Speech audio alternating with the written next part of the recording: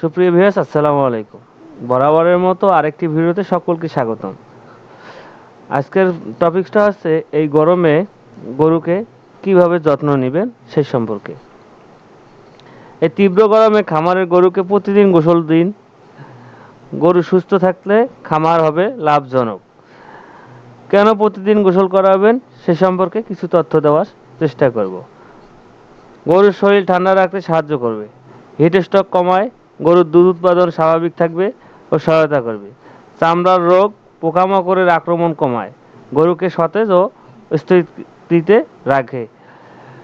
কখন গোসল করাবেন? সকালবেলা বা বিকালের দিকে। রোদ যখন রোদ কম থাকবে, খুব গরমের সময় দিনে 2 বারও করানো যেতে পারে। কিছু সতর্কতা আছে, সতর্কতা মেনে চলে আপনাদের গরুকে আপনারা গোসল করাতে পারবেন।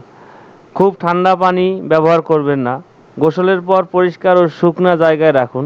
কাদা বা অপরিষ্কার পানিতে গোসল করাবেন না, তাহলে আপনার গরুটি সুস্থ থাকবে। সকলকে ধন্যবাদ।